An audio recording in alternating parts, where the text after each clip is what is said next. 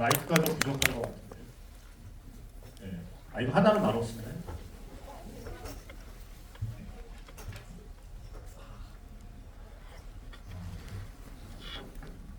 저도 지금 감독님을 지금 처음 뵀습니다. 네, 두 분하고는 밖에서 좀 얘기를 나누었는데 감독님께서 영화를 여러분과 같이 보신다고 하셔서 반갑습니다. 자 먼저 오늘 함께해 주신 이 자리가 저 예전에 해봤는데 끝나고 나면 승모근이 좀 땡기긴 할 거예요. 여기가 좀 기비를 올려다봐야 돼서 네. 일단 오늘 와주신 관객분들께 감독님부터 한 분씩 인사를 부탁드리겠습니다. 자기소개와 네, 안녕하세요. 비쌀고 유치원 장원민입니다. 오늘 여기 와주셔서 정말 감사하고 좀 거의 첫 개봉 전에 상영인데 정말 떨렸고 지금도 무척 떨리고 정말 감사할 뿐입니다. 오늘 재밌게 얘기해보겠습니다. 네, 안녕하세요. 저는 보신 영화에서 김정서 역할 맡은 나혜진이라고 합니다. 저희가 오늘 정식 개봉하고 처음 지브이를 하는 거여가지고 좀 떨리지만 잘 이야기 많이 나눠보도록 하겠습니다. 감사합니다. 안녕하세요. 저는 이설부에서 음악을 맡은 김사월이라고 합니다. 반갑습니다.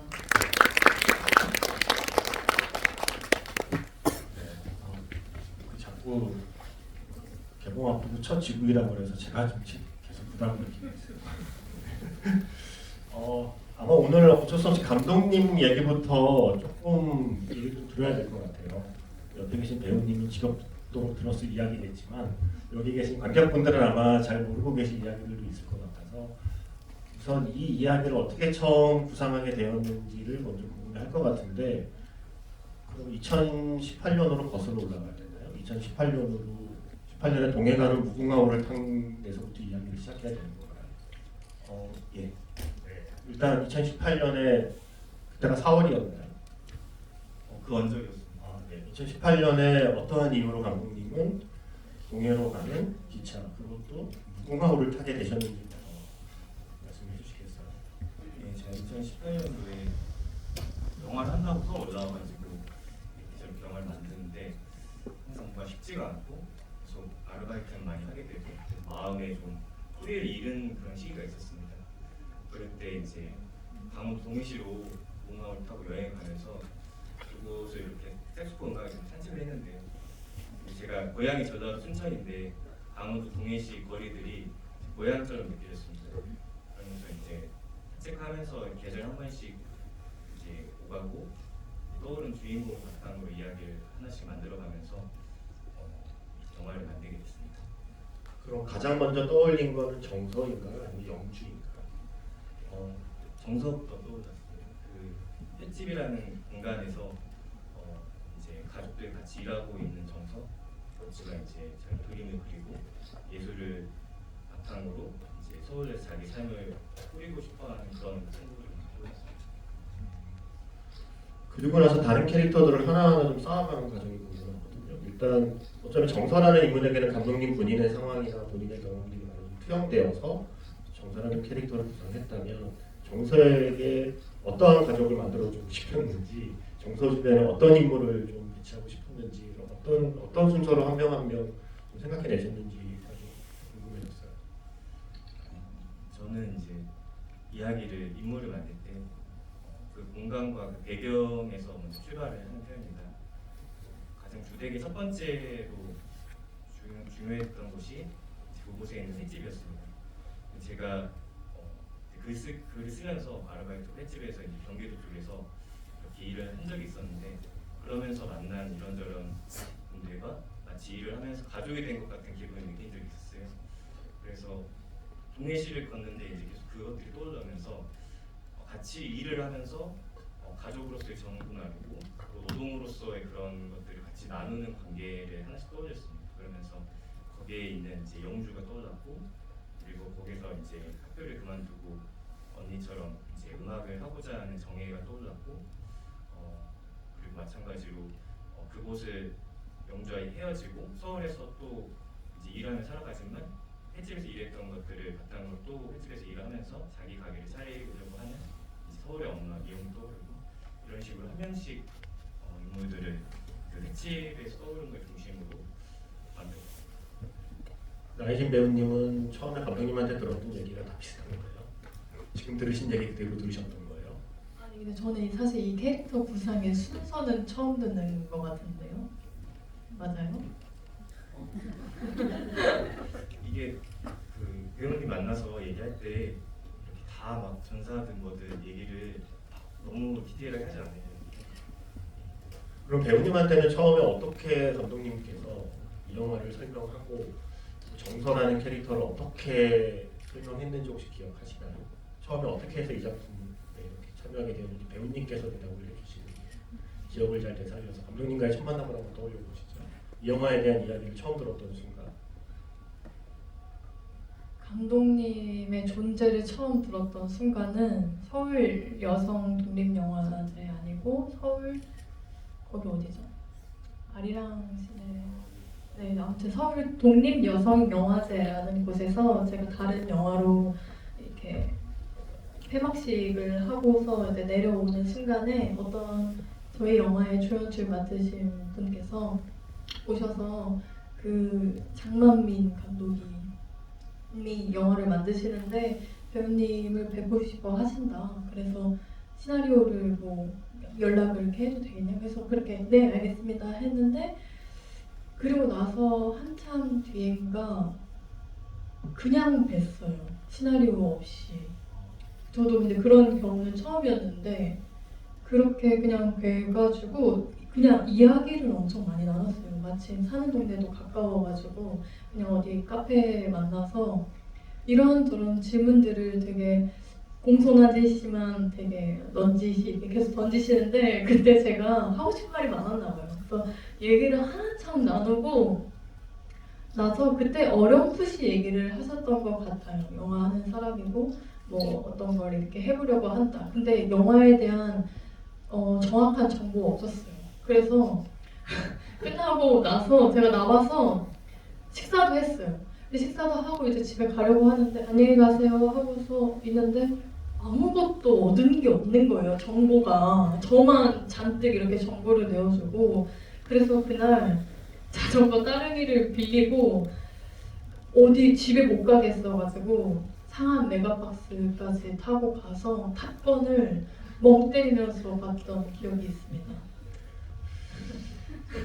배우님께서 탑건을 보실 때 감독님은 그럼 그로부터 얼마 뒤에 순댓국에 소주를 먹다가 그래 나혜진이다 라고 결심했다는 인터뷰를 보았어요. 예, 순댓국에 소주를 먹다가 그래 정서는 나혜진이다 라는 결심을 하기까지의 설명을 제대로 안 해주시면 많은 관객분들이 오해하실 것 같아요. 순댓국의 소주와 나혜진 배우의 어떤 관련성은 뭔가요? 이게 이렇게 하면 좀 오해를 할 수 있어서 네, 제가 고기를 좀 먹어야 되는 사람입니다. 힘이 없을 때 그래서 이제 테트먼트에서 초보를 넘어갈 때 힘을 좀 얻자고 이렇게 순댓국에 오랜만에 소주를 마셨는데 그때 이제 그거는 이제 뱀파이어가 그때 딱 떠올라가지고 메모장에 여기서 시작했다 뭐 이런 것들에서 이야기를 했던 것 같아요. 근데 이제 애진 씨를 만나고 그 이후에 너무 맞는 것 같고 너무 괜찮은데 이게 저 첫 장편이고 뭔가 선택하는데 조금 망설임 같은 것도 있었어요. 내가 이분하고 잘 이렇게 할 수 있을까? 그러니까 애진 씨에 대한 그런 것보다는 제가 저 자신에 대한 어떤 의구심이었던 것 같아요. 근데 이제 모기가 그때 집에 많았는데 새벽에 이제 깨어나가지고 모기에 깨워서 이렇게 깨면 한 새벽 3, 4시에 깨워서 항상 영화 생각하고 그런 날이었거든요. 근데 그때 이제 애진 씨가 혼자서 이렇게 저랑 얘기하면서 되게 환하게 즐겁게 웃으시는 그런 모습들이 뱀파이어 정서가 확 이렇게 환하게 웃는 그가 딱 겹쳐서 보이는 게 정확하게 정서다. 그러니까 그냥 이렇게 현실 속의 정서도 저한테 중요했지만 여기서 나오는 웹툰으로 나오는 그런 뱀파이어 정서가 이렇게 겹쳐지는 게 저한테 이 영화에서 되게 중요했거든요. 그래서 이제 이분의 감정과 연기에 대한 거는 좀 확신이 있었고 김정선가 아닌가 여기에 대해서 고민할 때 그때 경험이 이제 확실하게 이분이랑 작업하고 싶다 수색국가 소지보다는 모기가 큰 역할을 한 것 같네요. 모기한테 피를 빨리면서 뱀파이어를 생각하다가 나이지 배우님 미소와 뱀파이어의 표정이 좀 어울린다라는 생각을 하셨다는 거고 김사월 감독님 오래 기다리셨습니다. 네.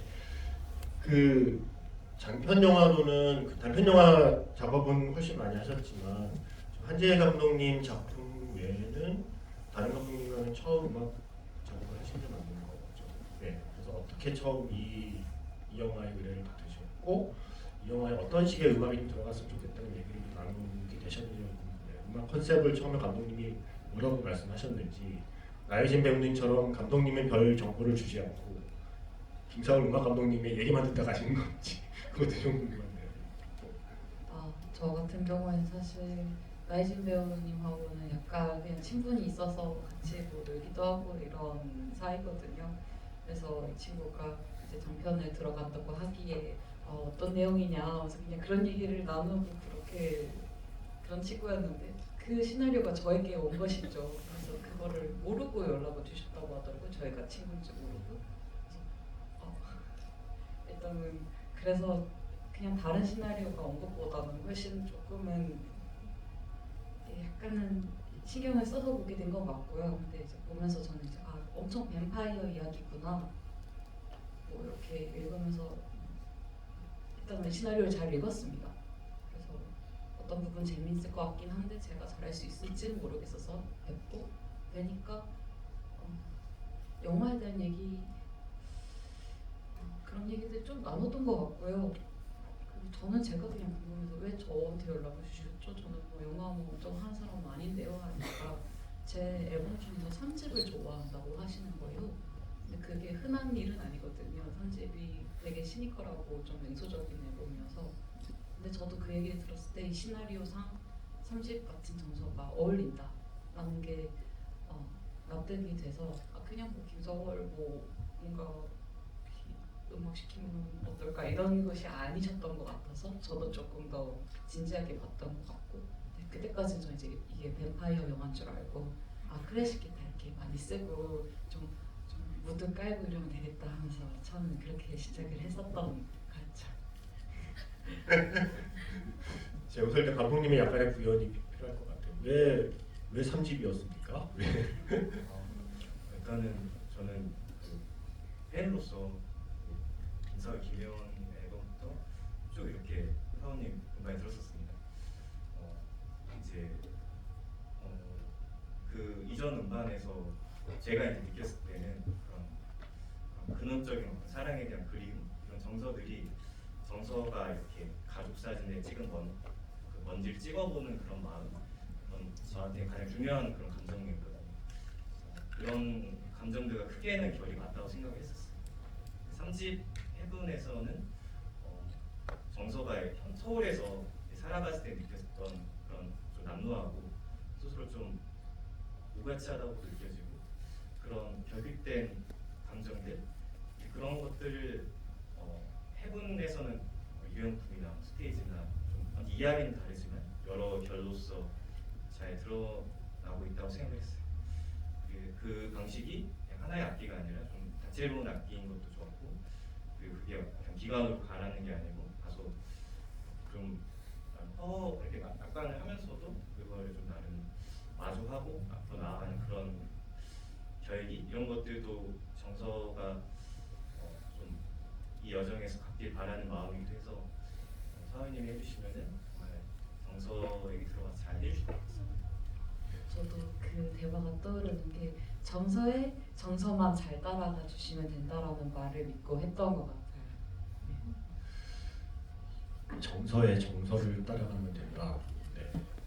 이게 약간 드립과 아재의 그 사이에 살짝 있는 말이긴 한데 그래서 어쨌든 정서의 정서를 따라가야 된다. 아까 말씀하신 것처럼 처음에는 뱀파이어 영화라고 생각하셨다고 했어요. 그러면 우리가 처음에 오프닝에 듣게 되는 음악의 톤이 처음에 뱀파이어 영화라고 생각하셔서 이제 만드신 음악인 거죠. 그런데 시나리오를 보고 영화를 만들다 보니 뱀파이어는 잠깐인데 라는 걸 간파하셨을 거잖아요. 그 다음부터의 음악 작업은 어떻게 되신 거예요, 그러면? 이제 편집본을 받고 톤을 알게 됐죠. 그래서 아 생각보다 이거 가족 영화네. 그리고 이게 뱀파이어가 나오는 게 주가 아니고 네, 그래서 어쨌건 저는 처음 편집본 받았을 때 이 뱀파이어 씬들과 김영주의 색소폰 씬을 제가 어떻게 받아들여야 될지 정말 모르겠는 거예요. 그리고 조금 좀 보편적인 이야기가 흐르는 느낌이 아니고 중간중간에 다른 씬이 막 들어가 있는 형태잖아요. 그리고 그 씬 자체가 약간 B급이라고 하기에 또 뭐하고 되게 어쨌든 굉장히 좀 새로운, 제가 봤을 때 되게 새로운 장면이었어요. 그래서 이것에 음악을 어떻게 가야 될지 저도 고민이 많았습니다. 그래서 지금 결론적으로는 이제 제가 약간 깨판을 치는 식으로 결국은 만들게 됐는데 이것은 제가 어떻게 더 세게 갈지라기보다는 영상이 너무 세서 어쩔 수 없이 이렇게까지 해버리게 된 것 같긴 합니다. 근데 사실 아마 첫 장면부터 오프닝부터 이 영화 좀 특이하게 시작한다라는 감정을 좀 잡았을 거예요. 근데 그건 저는 아마 촬영하는 배우님께도 좀 재밌는 경험이었을 것 같고 유모차에 앉아서 분유를 먹은 게 얼마 만인가요? 네, 배우님. 네, 뱀파이어 시퀀스 촬영할 때는 어떠셨는지 좀 궁금했어요. 약간 현장에서는 좀 재밌었을 것 같다는 상상을 저는 하면서 봤거든요. 특히 전 유모차 씬을 보면서 네. 처음에 시나리오상의 그 시퀀스를 보거나 감독님의 이야기를 듣고 지금 내가 유모차에 누워서 분유를 먹어야 된다고 라면 현타가 오지 않았을까라는 생각도 들면서 전체적으로 영화 속에 들어가 있는 뱀파이어 시퀀스들의 촬영에 대한 기억들이 좀 어떠신지가 궁금해요.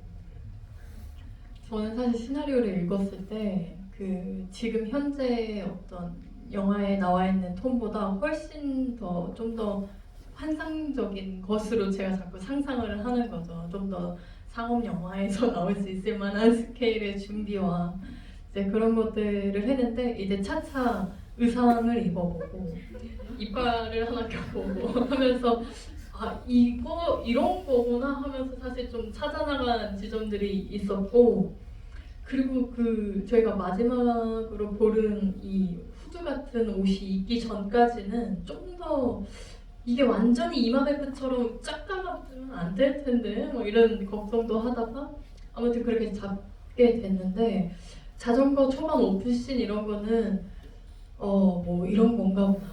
제가 스스로 진짜 뭔가 뱀파이어가 된 것처럼 이렇게 박쥐의 누군가처럼 이렇게 해봐야겠다 뭐 이런 생각도 했었던 것 같은데 그 대망의 유모차 씬은 사실 좀 더 그 특수효과 팀도 있고 이래서 막 무언가가 좀 더 막 이렇게 정서의 정서처럼 뭔가 좀 더 이렇게 막 팍팍팍팍 터질 줄 알았는데 저희에게는 시간과 그 어떤 특유의 시간이 맞물려서 모든 게 팍 맞춰지지 않더라고요.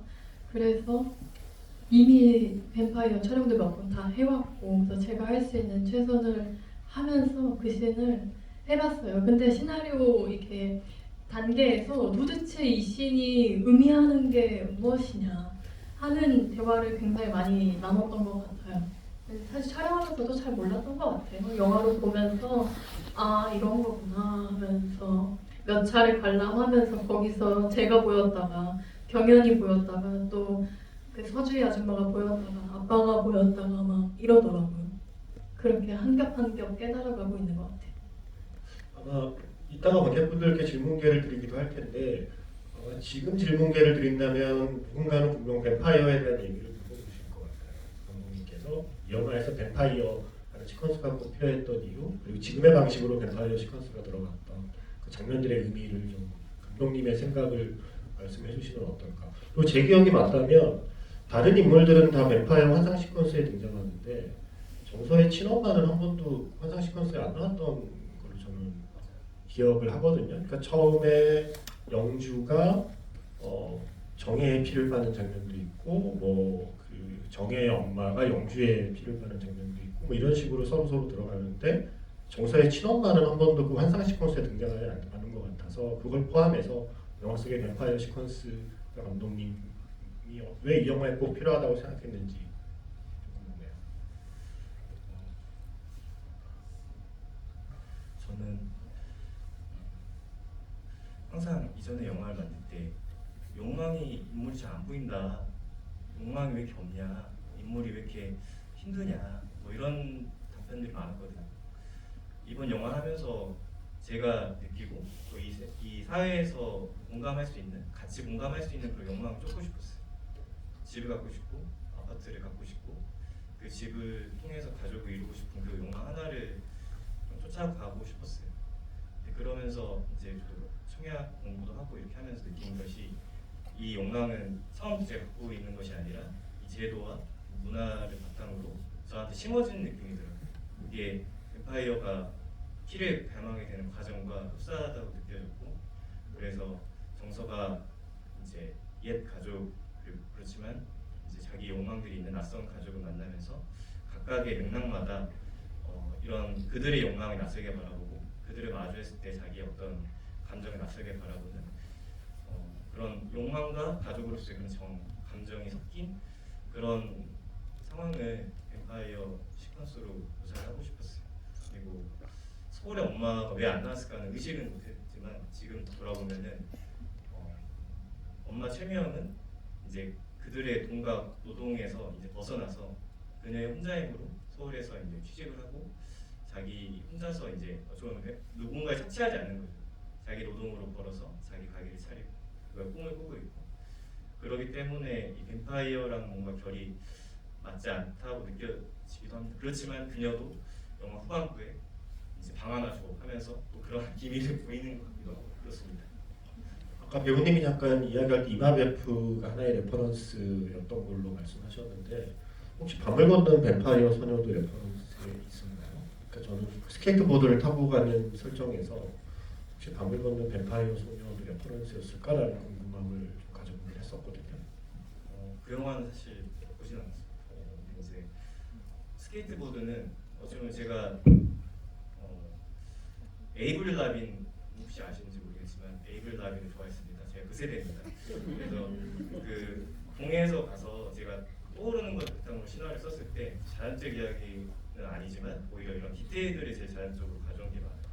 그래서 그런 스케이트보드로 이제 언니와 동생이 이렇게 교류하고 이런 것들 생각해서 스케이트보드 썼습니다. 에이브릴 라빈과 김사월을 모두 좋아하는 취향을 갖고 계신 분들이십니다. 나이진 배우는 근데 그 스케이트보드 배우느라 힘드셨을 것 같아요. 근데 그거 말고도 뭐 준비한 게 많으시던데요, 이 영화 때문에. 회 뜨는 것도 배우셨다고 들어서. 예. 아까 이제 어쨌든 배우는 감독이 머릿속에서 만들어낸 캐릭터를 자신의 온 몸으로 살려내야 되는 거잖아요. 살아있는 생명체로 스크린에 만들어야 되니까 그냥 감독은 머릿속으로 쉽게 생각할 수 있는 스케이트보드도 타고 회도 잘 뜨고 이렇게 할 수 있는 것들을 배우는 직접 해내야 되니까 그 준비 과정들이 좀 쉽지 않았을 것 같다는 생각이 좀 들어요. 맞아요. 그 스케이트도 그렇고 그 회를 뜨는 것도 그렇고 사실 그것을 능숙하게 잘하는 사람으로 써져 있으면 제가 그걸 잘 해야 연기를 잘 하는 사람이 되겠더라고요. 그래서 이걸 잘해서 배우는 것도 연기를 잘하는 거에 도움이 되겠네. 일단은 그러면 그거를 체화를 해야겠더라고요. 그래서 이제 스케이트보드는 우리나라에서 가장 잘 타시는 여자 스케이터이신 고아림님의 맞나요 성함이? 고아림님입니다. 고아림님에게 배웠는데 이게 사실 감독님이 원하셨던 거는 약간 샥 가서 착 해서 착 약간 이렇게 묘기를 부리는 거였는데 이제 가서 자 발을 이렇게 올리고 근데 스케이트를 막 분해해서 조립하는 것부터 이렇게 했어요. 하니까 이게 단계별로 해야 될 게 너무 많아서 사실 묘기까지는 너무 무리인 거더라고요. 그래서 그 동생이랑 저랑 같이 배우면서 이거를 어느까지 해내야 어느 동작을 어느 정도 능숙하게 내가 시간 안에 해낼 수 있을까를 배우면서 그 약간 체화를 하면서 감독님에게 역으로 제안을 한 거죠. 저희가 여기까지는 된다.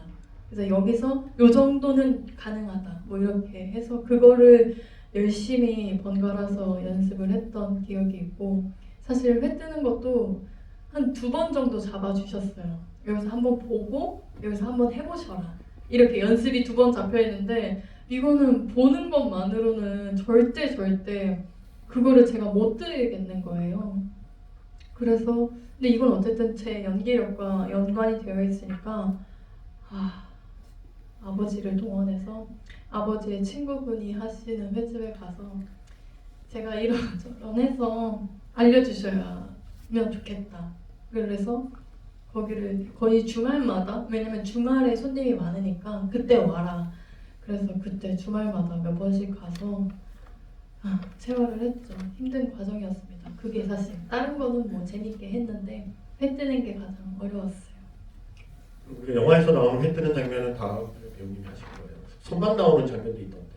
그게 사실 너무 억울한 포인트죠. 저는 다 했는데 아, 정말요? 손만 찍으신 거예요. 저는 손만 나오는 장면은 다른 분이 하고 아니, 살짝 맨 끝에 나오는 뒷모습만 배우님이 해서 이렇게 붙였겠지라고 생각했거든요. 아니 그래서 저는 한 2번 더 찍을 줄 알았어요. 왜냐면 그 카메라가 계속 손만 비추더라고요. 그래서 이거 찍고 타이트 찍으려나 보다 이렇게 한 번에 찍는 게 낫지 않나? 이렇게 내가 하는 게 좀 더 설득력이 되지 않나? 이렇게 생각을 했지만 다 촬영팀의 계획이 있고 감독님의 계획이 있으셨던 거죠. 저는 몰랐어요. 감독님 왜 손만 찍으셨어요? 악은 존재하지 않는다는 영화를 보시면 옥수가 주인공 나옵니다. 근데 이거를 이렇게 한 숏으로 이렇게 보면은 배우가 능숙하게 잘하려고 보이려고 이렇게 10분 하는데 저는 느껴지거든요. 그런 거가 좀 싫었어요. 그리고 저는 관객분들이 분명히 알 거라고 생각해요. 같은 배우가 같은 손이라고 생각해요. 그래서 너무 물고기 많이 주면 안 돼요. 그래서 서도 따로 하고 이렇게 갑자기 여기서 지금 너무 많은 물고기를 죽이면 안 돼서 그러셨다고요. 네.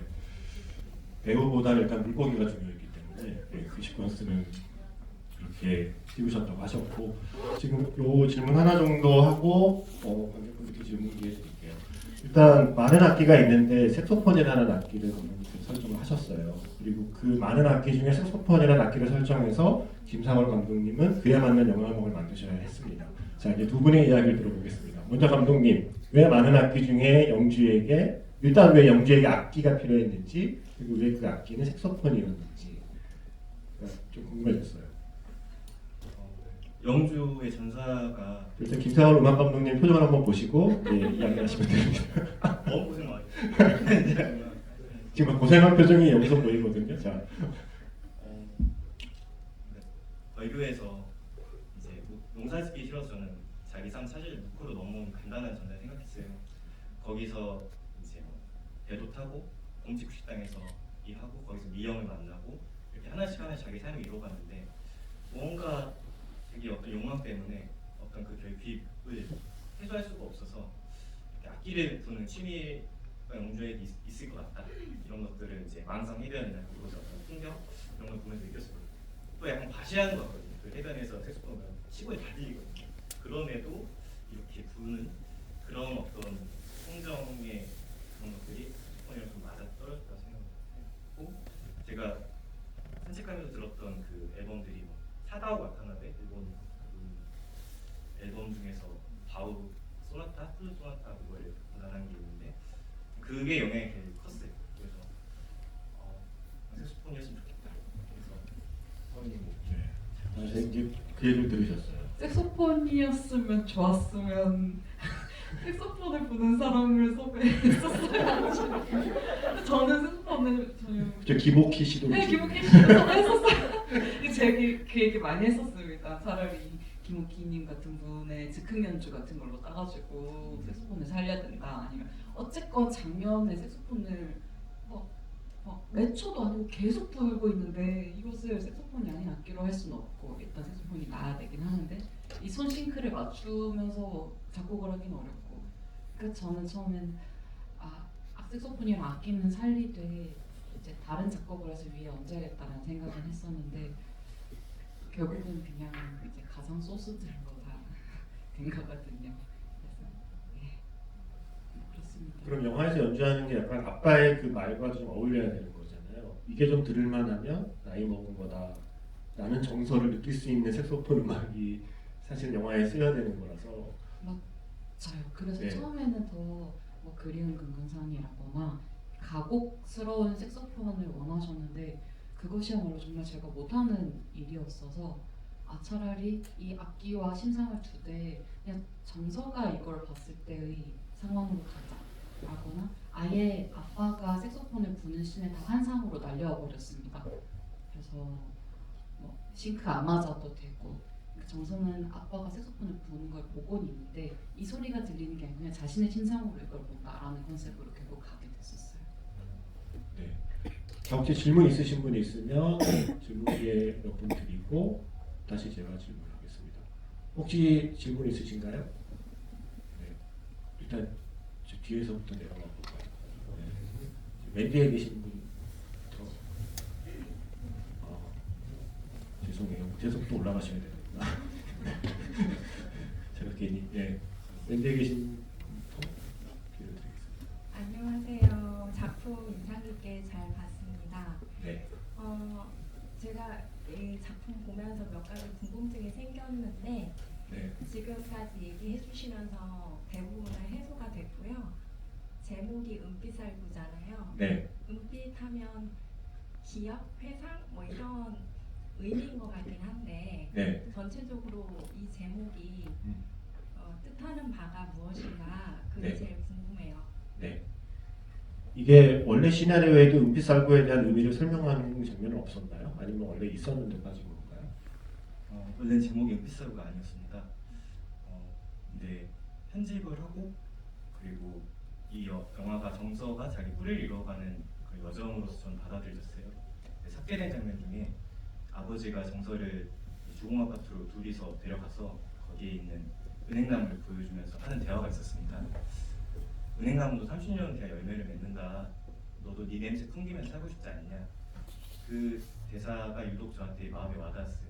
그 은빛살구가 이제 그 은행나무 열매를 뜻하는 말이거든요. 살구인데 이렇게 가운데가 은빛이 돼가지고 그래서 정서의 여정이 그런 자기 냄새를 피우는 과정, 자기 뿌리를 이루어가는 과정이기를 바라고 그걸 기원하는 마음에서 이 어감도 좋고 이 영화의 결이랑도 맞아 떨어진 것 같아서 은빛살구로 제목을 바꿨습니다.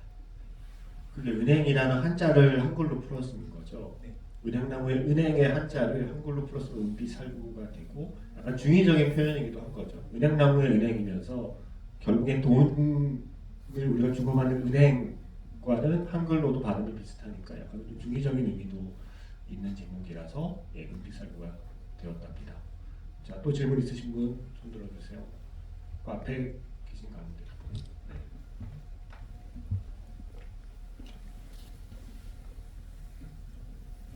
난 영화 너무 재밌게 잘 봤고요. 또 궁금한 게 있는데 혹시 그 라이터에 적혀있던 그 수선화 의미가 어떤 건지 여쭤보고 싶습니다.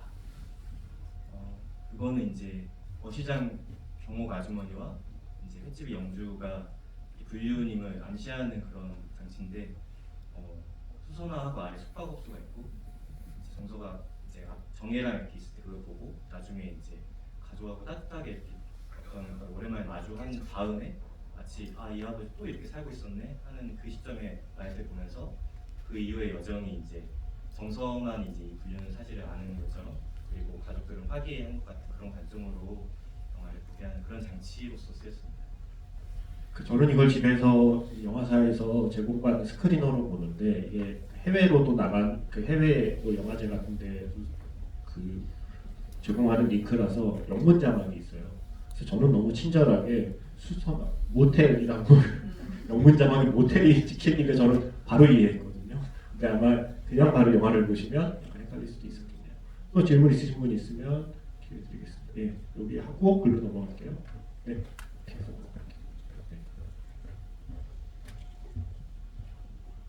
네, 안녕하세요. 영화 잘 봤습니다. 영화에서 보면 그 정서가 그 어머니한테 그 그림을 채무자라고 썼는데 그 다음 장면에서는 그게 엎어지잖아요. 그 아무래도 그 그림 돈에 돌렸을 텐데 그 그림을 어떻게 하셨는지 감독님이 생각해 두신 건 있으셨는지 궁금합니다. 일단 정서의 그림을 차용증으로 사용한다는 설정을 어떻게 하셨는지를 말씀해 주시면 될 것 같고 그리고 배우님은 그 장면 찍을 때 일단 정서의 어떤 마음으로 그 장면을 연기하셨는지 좀 저는 궁금해요. 정서가 엄마 돈을 빌리고 아파트를 하기 위해서 자기가 자존심도 있고 열정도 쏟았던 그게 담긴 포트폴리오에 있는 그림에 이렇게 엄마가 네, 사인을 하고 하는 거거든요.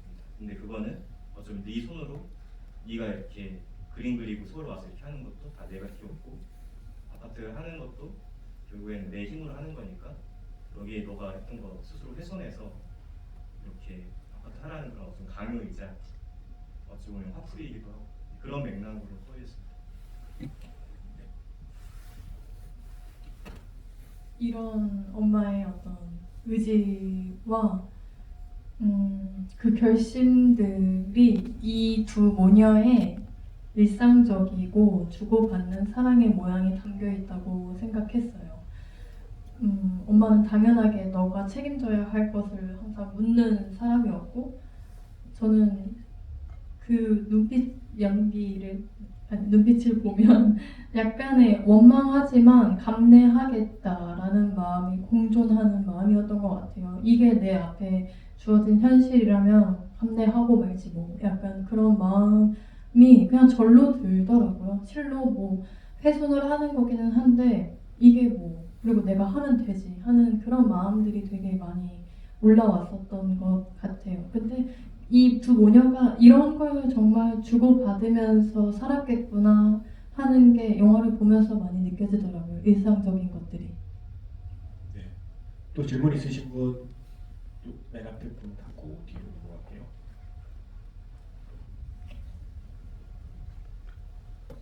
저는 그 캐스팅에 대해서 좀 질문을 드리고 싶은데요. 영화에서 박미소 배우님이 홍상수 감독님 영화에 출연하셨는데 어떻게 캐스팅하게 되셨는지, 나이대가 나이진 배우님이랑 비슷한 나이대인지 잘 모르겠는데 그를 감안해서 캐스팅 그런 의향 같은 게 있으신지랑 김다울 감독님은 그걸 한번 뵀었는데 음악 감독하는 게 되게 힘들어가지고 다시 안 하고 싶다고 이렇게 얘기하셨는데, 이 영화 하시면서 가장 힘든 부분이 어떤 부분이 가장 힘드셨는지. 네. 지금 질문 2개 하신 거죠? 네. 두 번째 질문은 누구한테 하신 거죠? 아, 예. 그 첫 번째 질문은 일단 캐스팅에 대한 이야기를 일단 다른 캐릭터의 다른 배우들에 대한 캐스팅을 먼저 얘기해 주시면 될 것 같고요. 네. 그리고 김창월 감독님 답변하시면 될 것 같습니다. 제가 그 인트로덕션을 좋아합니다. 박미소 배우님 나왔던 그 영화가 독일에서 이제 나온 장면이 있거든요. 그리고 근데 한국에서도 있고 독일에서도 있는데 이 배우님이 등장을 하면은 거기 이물감이 없고 그 공간이 굉장히 좀 환해지고 굉장히 좀 엄청 낯설고 촬영은 굉장히 쎄하게 했는데 이분이 들어갔을 때 공간이 좀 치밀해지는 그런 느낌들을 받았어요. 그래서 정서가 이제 좀 익숙하지만 낯선 고향에 왔을 때 처음으로 친구를 만나고 이렇게 있을 때 그곳에서 항상 있어줄 것 같고 약간 친밀하고 그 공간과 같이 결을 따뜻함을 줄 수 있는 그런 느낌들을 찾다가 미소 씨가 또 마침 나이도 비슷해가지고 또 공기도 너무 좋으셨고 해서 같이 하게 됐습니다. 영화 막 힘든다고 찡찡거렸는데 왜 또 잘했냐고 물어주신 것 같은데, 네, 이전에 한재희 감독님 장편을 2번 정도 같이 했었고요. 그 후에 이제 이렇게 영화 음악이라는 건 정말 힘든 거구나, 그리고 나는 그냥 내 할 일을 잘하는 것도 벅차구나 뭐 이런 생각을 하는 것 같기는 합니다. 근데 어쨌건 이야기가 재밌어서 하게 됐었고요. 이 영화 하면서 막 사실 막 엄청 힘들다라는 느낌보다는 고민하면서 하고 나를 의심하면서 해야 되니까 그 지점이 힘들었지, 사실상 이 영화는 막 스코어가 엄청나게 많은 영화는 아니었기 때문에 몸이 힘들다거나 막 그런 지점에서는 사실은 훨씬 더 편안하게 막 작업해 주신 것 같고요. 오히려 제가 뭔가 이렇게 데모처럼 들려드리면은 그것을 이제 여기서 이런 점이 좋고 이런 점이 안 좋고 이렇게 컷을 해주셔야 되는데 그게 그냥 다 좋다고 하셔서 그 점이 더 힘들었던 것 같습니다. 김사월 감독님 예전 인터뷰 보면 어쨌든 내 음악을 하다 보면 내 이야기를 자꾸 음악을 만들다 보니 언젠가부터 나를 좀 갉아먹는 느낌이 있어서 힘든데 그런 느낌 없이 좋아하는 음악을 계속 하시는 방법을 찾다가 영화 음악은 오히려 해방감을 주는 영역이다. 나를 갉아먹지 않으면서 좋아하는 음악을 할 수 있는 게 영화 음악인 것 같아서 앞으로 계속해서 해보고 싶다라는 말을 하셨거든요. 그 마음은 그대로이신 건가요? 와 그게 당장이 이때죠. 네. 야 근데 그때 아마 제가 처음으로 영화 음악을 하고 그것이 너무나 또 스스로에게 분에 넘치는 일을 했기 때문에 좀 너무 감사해서 그런 벅찬 마음이 들었던 것 같고 지금도 그런 마음은 마찬가지입니다. 왜냐하면 저는 제 개인 음악을 만들 때 제가 글을 쓰니까 그것을 계속 소비한다는 점에서 갉아먹는다는 표현을 그냥 썼던 것 같은데 여기서는 정말 다른 텍스트에 다른 사람들의 감정으로 갈 수 있으니까 그 지점에 있어서 자유롭게 느껴진 것 같고요. 그리고 모르겠습니다. 이제는 시켜주실 분들도 그러니까 영화나 출판이나 뭐 인디 음악 이쪽 친구들끼리 다 모여서 네가 어렵네 내가 어렵네 다들 그런 경쟁하거든요. 근데 저는 음악하는 사람들끼리 봐도 영화 쪽도 지금 참 어렵고 그러니까 서로 그냥 제안이 오면 다 해야 되는 것 같다는 생각이 지금은 드네요. 근데 아마 김세월 음악 감독님을 좋아하는 분들의 입장에서는 하지만 엔딩곡 정도의 목소리가 나오지 않을까라는 기대를 하실 것 같은데요. 혹시 그러니까 송을 만들자는 이야기가 혹시 오간 적이 있었는지 아니면 애초부터 그거는 계획이 없던 건지가 좀 궁금해요. 그냥 그 스코어로 가는 게 좋겠다는 판단하신 건지. 그렇네요. 기억은 잘 안 나는데 안 어울릴 것 같다고 서로 얘기는 한 거. 기억나세요? 제가 이제 사모님이랑 이렇게 얘기를 하는 자리니까 어제 이제 어떤 얘기 나올지 해서 매일 나눈 거라 이렇게 봐봤어요. 근데 본격적으로 얘기 딱 시작한 게 엔딩곡부터 먼저 사실 딱 던져줬었거든요. 이런 느낌 어떠냐면 그게 파투의 낙고나기였어요. 좀 더 펑키하고 좀 동서에 이런 좀 발산하는 좀 좋다. 좀 파투 그런 세대거든요. 그래서 뭔가 네, 죄송해요. 약간 그 시절 락을 좋아하던 오타쿠 같은 음악이거든요. 그래가지고 무슨 말씀해 주시죠? 그래서 뭐 에바네센스 그런 동서가 이제 뭐 티셔츠나 이런 거에서 그런 락을 좋아하는 그런 성격도 있고 그런 얘기 먼저 시작을 했던 것 같습니다. 엔딩. 그래서 뭐 송에 대해서는 네 아무래도 어울리면 하지만 안 어울릴 것 같아서 안 했던 것 같네요. 자, 또 질문 있으신 분 아까 저기 이렇게 손 드셨거든요. 네, 맞습니다. 제가 궁금한 게 좀 많아서 적어놨는데 네, 일단 하나만 해보시죠. 그럴까요? 네, 좀 고민이 다른 분 질문 있는데 없으면 기회 드릴게요. 네.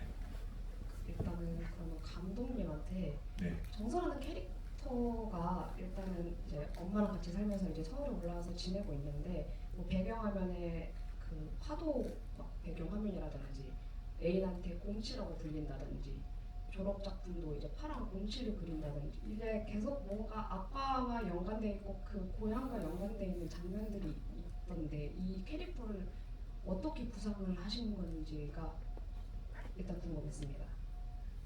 그건 일단 배우님부터 한번 배우님의 생각도 좀 궁금한데요.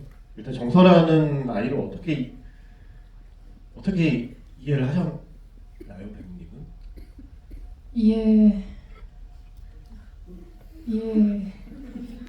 시나리오를 처음 딱 읽고 덮었을 때는 이해 안 됐어요.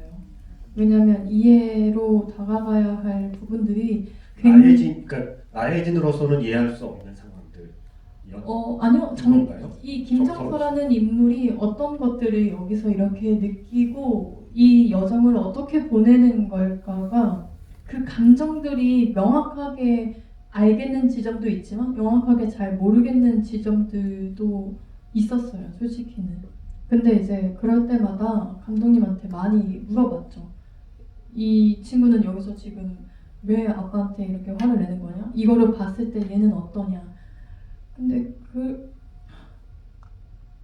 어려워요. 지금도 많이 그때 당시엔 정말 많이 어려웠는데 영화를 보면서 많이 이해해 나가는 부분들이 많은 것 같아요. 근데 말씀해주신 파도 화면은 사실 전 뭐 있으셨겠지만 저는 잘 막상 인지는 안 했어요. 그게 약간 그냥 기본 배경 화면으로 설정하는 사람이라고 생각을 하면서 큰 의미를 두진 않았었고, 근데 곰치는 이게 저도 결국에 제가 갖고 있는 결핍들이나 갖고 있는 어떤 정서적으로 안 풀리는 부분들은 다 그 유학이나 청소년기에 이렇게 많이 묻어 있는 것 같더라고요. 그래서 결국 예술을 하는 사람들을, 그리고 20대 초 중반 요때는 자기를 많이 이렇게 들어가서 헤집어 보지 않았을까 하는 그런 과정에서 곰치의 자기를 많이 비유하지 않았을까 싶은 생각을 갖고 있습니다. 감독님. 일단 한자가 고요할 정에 홈이 서 이렇게 이름 시작했습니다. 그래서 새벽에 시골 보면은 이렇게 갓가는 할머니들 있잖아요. 되게 자박자박 이렇게 잘 살아가는 이제 그런 느낌들, 그런 어떤 진짜 희미한 인상의 시작을 해서 아파트를 원하는 그런 32의 비정규직의 어떤 좀 보편적인 어떤 초상 이런 느낌이 되게 원했어요, 정서. 그래서 너무 독특하고 너무 사실 우리 주변의 친구들을 봐도 저는 한 명 한 명이 다 개개인 다르지만 비슷비슷한 면이 충분히 많다고 생각하거든요. 그 결 안에서 정서의 이런저런 전사들을 하나씩 덧입히면서 정서의 색깔을 만들어가는 식으로 했어요. 예를 들면 곰치 같은 경우도 정서가 작업을 하는 방식은 어렸을 때의 경험, 자기가 겪었던 것들을 바탕으로 이제 그거를 길어 올려가지고 자기 나름의 방식으로 이제 그림을 그리는 사람이라고 생각을 했어요. 그래서 곰치나 혹은 다른 어떤 바다 풍경이나 가족 이런 것들이 정말 중요했기 때문에 그런 그림들을 그렸다고 생각을 했어요. 그리고 미대에서의 어떤 경영과의 어떤 사귈 때 어땠을지, 어떻게 배달 불자 회사에 들어갔을지, 그때 나눴던 대화들에서 뭐 아기 곰치 이런 별명 같은 거 어릴 때 얘기하면서 그런 식으로 전사들을 이렇게 차곡차곡 쌓아가고 시나리오에 조금씩 드러나게 하면서 정서의 색깔을 만들어갔던 것 같습니다. 네. 또 시간 관계상 마지막 질문 정도 하나 더 받을 수 있을 것 같아요. 네.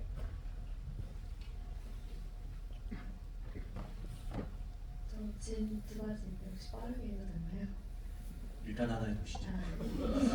그러면은 그 정서가 그 내 집 마련의 꿈은 사실 다 가지고 있다고 생각을 해서 몰입하기 되게 좋았고 꼭 얻길 바랬었거든요. 영혼을 끌어서라도 집을 얻길 바랬는데 결국에 이제 우코에 내려가서 시간을 보내고 정서한테 남는 게 없다라고 생각을 하거든요. 뭐 가족도 그렇고 뭐 남자친구도 다 헤어졌고 회사도 그만뒀고 근데 정서가 결국에 포기를 하잖아요. 그 아파트를. 그 포기한 이유가 무엇이었는지 감독님이랑 배우님의 생각이 궁금합니다. 이 영화는 해피엔딩인가요? 정서에게 저는 평온의 엔딩이라고 생각했어요.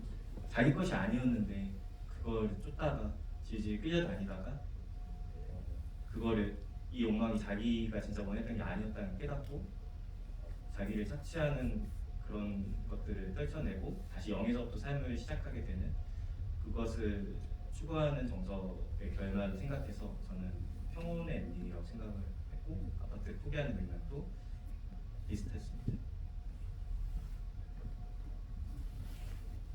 말의 결론은 맞닿아 있는데 과정이 좀 다른 것 같아요, 감독님이랑. 저는 사실 평온은 아니고 결론만 보자면 자기를 찾은 것, 자기를 선택한 거가 저한테는 더 와닿았어요. 어쨌든 제가 어떤 연극을 다 해서 모든 걸 참고 막 이렇게 해서 감당하기에는 사실 되게 부담스러운 지점들이 되게 많은 거죠. 이걸 내가 진짜 원했는지도 모르겠고, 그리고 만약에 얻었다고 해도 그 후에 경연이랑 또 무언가가 계속 이어질 거고, 그래서 욕심이라고 생각을 했어요. 황새가 뱀새 따라 가듯이 그냥 내가 진짜로 원했는지에 대한 질문을 나한테 또 해보고 한 게 아니라 평범한 사람들이 누구나 갖고 싶어 하는 거니까, 결혼도 집도 직장도 그냥 그렇게 해야 할 것 같아서 해왔던 것들을 다시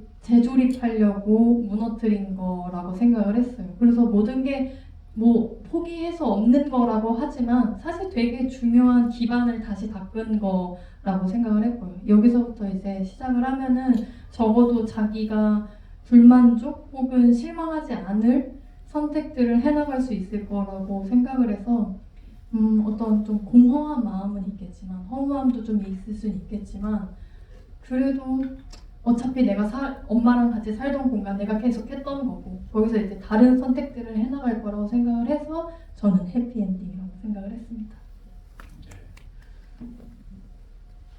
저는 현실적으로 그 아파트는 포기하는 게 맞아요. 네. 그 중도금 어떻게 될 거예요? 여러분은 지금 이 영화는 좀 계약금 마련하는 데서 이야기가 끝났지만 지금 이제 정서는 회사도 안 다닌단 말이에요. 네. 그 중도금 어떻게 해요? 포기하는 게 맞다는 게 저희 현실적인 판단이고, 밖에서도 얘기했지만 저희 한 가지 아쉬움은 마지막에 소화기를 뿌리는 대신 그 소화기로 부장의 머리를 내리쳤어야 한다 라는 게 제가 바라는 어떤 그게 진정한 해피엔딩이었지만, 그죠. 맛이 없는 인생을 살게 되는 거죠. 정상이 착하게 살아서 라는 생각이. 저는 그 조금 아쉬운 게 있다면, 소화기가 그 어쨌든 특수여가지고 제가 뿌릴 수 있는 거에 한계가 있었어요. 그래서 한 3번밖에 못했고, 그 양도 제가 생각했을 막 이렇게 나올 줄 알았는데 약간 이렇게 나오는 거예요. 그래서 이 쾌감이 나야 되는데, 그래서 요렇게 나오는 거를 내가 어떻게 크게 느끼게끔 할까 하는 그런 니즈와 아쉬움이 있었습니다. 근데 전반적으로 저희 영화가 그런 쾌감이 없어서 그게 불쌍하고 그래서 더 리얼 같다는 생각도 들어요. 네, 마지막에 그냥 다 포기하고, 사실 정선은 이때까지도 다 도망치고 포기하던 인간이었는데 정말 또 자기답게 그냥 포기하고 도망치는 걸로 끝나는 것 같다는 생각도 들고, 이 그냥 비루함 같은 것이 그 정서가 있는 것 같습니다. 그 사실 정서가 해뜰 때 아빠가 얘기하잖아요. 망설이지 말고 단칼에 쳐야 그 회가 맛있어진다고. 사실 아빠와의 관계도 단칼에 쳐내면 좀 더 정서의 삶은 맛있어질 수 있었지 않았을까라는 생각을 저 혼자 하긴 했지만, 사실 그게 어쩔 수 없는 현실이잖아요. 그게 가족이고요. 가족은 정말 신발 밑바닥에 붙어있는 껌처럼 끈적끈적해서 그렇게 내가 끊어내고 싶다고 끊어낼 수 있는 게 아니다라는 걸 살면서 점점 좀 깨닫는 입장에서는 저는 뭐 충분히 이해할 수 있는 어떤 망설임들이 아니었나 싶어요. 정서가 순간순간 왜 저거를 저렇게 질질 끌려다니라고 생각하는 것들이 사실은 어쩌면 현실에서 우리 대부분이 그렇게 관계를 맺고 살아가는 거라고 생각하거든요.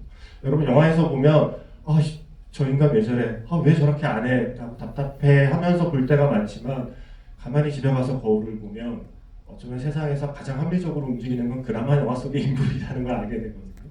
현실의 우리는 훨씬 더 복잡하고, 현실의 우리는 훨씬 더 망설이고, 현실의 우리는 훨씬 더 비겁할 때가 저는 많다고 생각해요. 그게 조금만 더 가까워지면 저는 이 은빛살구의 주인공들처럼 되는 게 아닌가라는 생각을 해서, 나와의 거리감이 좀 좁혀지기 때문에 느껴지는 어떤 그런 감정들이 이 영화에서 중요한 게 아닌가라는 생각을 하면서 봤습니다.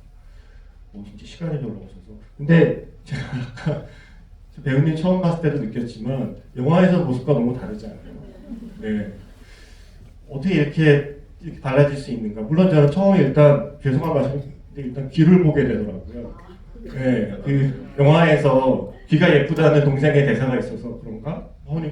여기 이거 귀가 이렇게 됐다 좀 괜찮은가? 이러면서 저도 모르게 순간적으로 영화 속의 정서라고 생각해서 정서가 영화랑 달리 되게 좀 환하게 웃고 있어 다행이다라는 생각을 제일 처음 했었어요. 그러면서 순간 이제 한 3초 뒤에 맞다 배우지 라는 생각을 했었거든요. 그 정도로 그 정서라는 캐릭터가 나혜진 배우를 통해서 하나의 살아있는 생명체로 스크린에 있었다는 증거라고 저는 좀 생각을 했습니다. 그래서 오늘 이 영화를 개봉 전에 처음 보신 관객분들께 마지막 인사를 일단 배우님부터 드리겠습니다. 네, 제 얘기는 괜찮고요.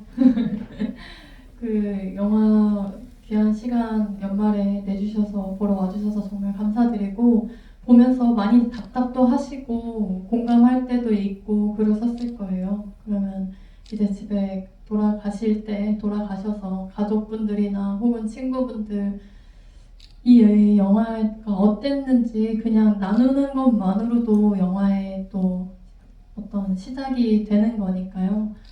많이 그렇게 좀 풍성하게 삶들 하루들 많이 돌아보셨으면 좋겠고, 그리고 좀 괜찮으셨다면 또 어떤 한마디들 더 보태서 봐봐라 얼마나 답답한지 얼마나 공감되는지 이렇게 말씀 나눠주시면 더 많은 분들이 찾아주실 수 있을 것 같아요. 그러면 또 저에게 많은 기회가 또 찾아오면 또 뵐 수 있지 않을까요?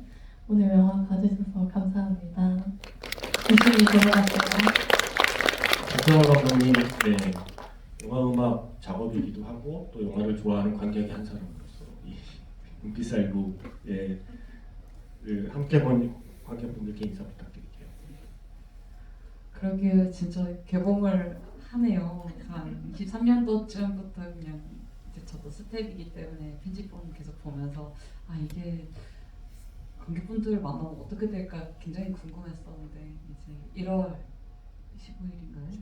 1월 15일에 이제 정식 개봉을 하고 그 전에 그래서 홍보를 하고 있습니다. 저는 근데 연비살구 볼 때마다 이 배우들끼리 그 리듬이 너무 재밌거든요. 그러니까 고구마일 수도 있고요, 전개가. 그리고 참 답답하기도 하고 이렇게 볼 수도 있는데, 이 안에서의 대사를 살리는 그 배우들의 스킬들이 너무 재밌어요, 보면 볼수록. 그래서 나아진 배우들 너무 잘해주셨고, 그런 그 배우들 보는 재미로, 그리고 세상에 뭐가 유명한지 이런 거 잘 모르겠지만 그런 것들하고 상관없는, 그러니까 뭐라고 해야 되나? 그냥 내가 좋아하는 배우를 또 발견하는 그런 재미가 있는 영화일 것 같아요. 그래서 재밌게 봐주시고 많이 사랑해주세요. 감독님, 장편 데뷔 축하드립니다. 마지막 인사 부탁드리겠습니다. 저는 여기 외국과 스페이스 거의 처음 영화 보거든요. 와서 보는데 오피스텔 포스터 이렇게 크게 해놓으셔가지고 진짜 시작하는구나 해서 영화 같이 보고 이렇게 눈을 이렇게 마주치고 있는데 너무 신기하고 정말 감사해요. 저는 같이 이렇게 동해시로 영화 만드는 사람들이랑 데려가서 이렇게 찍는 것만으로도 내가 일을 버렸어 이랬는데, 이게 무사히 서로 열심히 해가지고 만들고 이렇게 눈을 보고 얘기까지 할 수 있어서 참 기쁘고, 우리 영화 보러 와주셔서 너무 감사합니다. 감사합니다.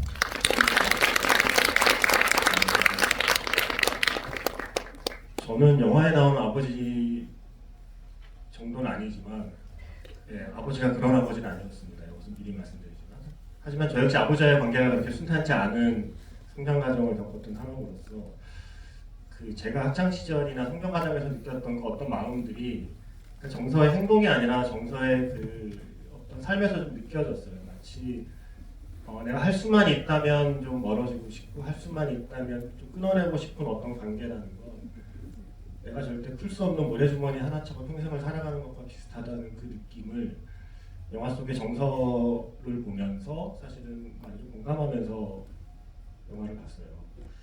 저게 가족이었지라는 생각을 하면서 봤고, 아마 여러분이 이 영화가 볼만하다면 여러분이 나이 먹었던 거라고 저는 생각을 합니다. 이 영화에 담겨있는 대사로 드러나지 않는, 혹은 어떤 시퀀스로 드러나지 않는 영화의 어떤 전반적으로 깔려있는 그 정서를 둘러싼 어떤 공기와 기운을 느낄 수 있는 분이라면, 이 영화의 정서와 정의, 혹은 심지어 영주에게조차도 어쩔 수 없는 애정의 시선을 보여줄 수밖에 없지 않나라는 생각하면서 봤어요. 저는.